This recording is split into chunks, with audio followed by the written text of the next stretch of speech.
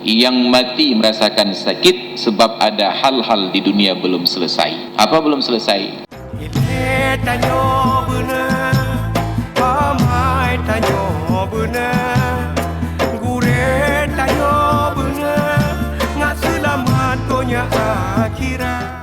Kita dihibur dengan sebuah harapan anak-anak yang meninggal sebelum berusia baligh dia adalah masuk ke dalam surga. Tapi belum tentu, karena ada khilaf-khilaf perbedaan pendapat para ulama.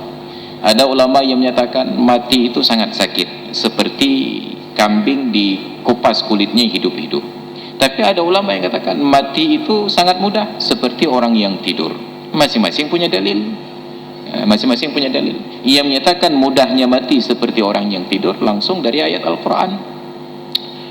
Allahul ladzi yatawaffal anfusa hina mautiha wallati lam tamut fi manamiha. Allah yang melepaskan jiwa manusia ketika sudah tiba ajalnya, dan orang-orang yang belum meninggal ketika di dalam tidurnya. Artinya orang yang tidur itu pun sebenarnya sudah meninggal.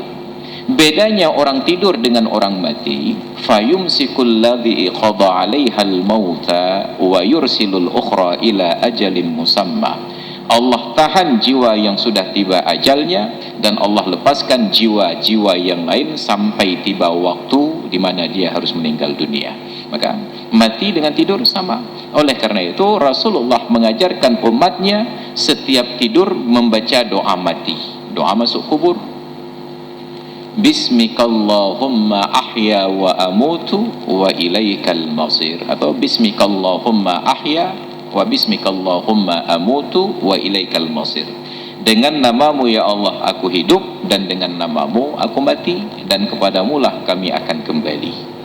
Rasulullah ajarkan kita saat bangun dari tidur doa bangkit dari kubur. Alhamdulillahilladzi ahyana ba'dama amatana wa ilaihin nusyur. Segala puji bagi Allah yang telah menghidupkan kami setelah kami dimatikan, dan kepadanya lah kami akan berbangkit. Maka ada khilaf, perbedaan pendapat karena perbedaan dalil, dan dua-duanya benar. Yang mati merasakan sakit sebab ada hal-hal di dunia belum selesai.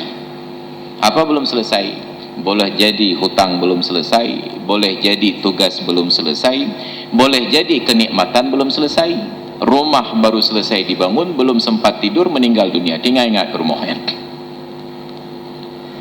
Nabi tidak ada persoalan dengan hidup, kecuali beliau belum mampu meyakinkan dan menjamin bahwa semua umatnya akan selamat masuk surga. Maka kematian bagi Rasulullah itu terasa berat, sehingga digambarkan oleh Ummul Mukminin Aisyah menjelang ajal, Nabi sebentar-sebentar minta disediakan air untuk beliau usap wajahnya, saking beratnya sakratul maut tersebut. Kenapa? Bukan karena takut berpisah dengan dunia, tetapi karena beliau mengingat betapa banyak umat yang belum terselamatkan untuk menjalani kehidupan akhirat. Maka ini yang berat bagi Nabi. Beliau sebenarnya lebih memilih untuk bertahan lebih lama untuk terus berdakwah, tetapi kehendak Allah beliau prioritaskan karena sudah tiba ajalnya. Maka betapa sering kita disuguhkan foto video di media sosial saudara-saudara kita yang mendapatkan pahala syahid di Palestina, di Irak. Mereka meninggal dalam keadaan tersenyum, tidak diedit. Malaikat yang mengedit wajah mereka, meninggal dalam keadaan tersenyum. Dan kita tidak melihat selain dari orang Islam yang meninggal tersenyum, walaupun dia seorang artis komedi, Robin Williams, artis komedi, tapi nggak tersenyum waktu meninggalnya. Tetapi para syuhada ini terlihat wajah tersenyum, seolah-olah mereka melihat sesuatu yang indah. Karena orang yang meninggal saat sakratul maut, dia akan melihat tempatnya di akhirat nanti, surga ataupun neraka. Maka ada perbedaan pendapat, tidak boleh kita ngotot bahwa ini yang paling benar ataupun itu yang salah. Semua mengandung kebenaran asal ada dalil.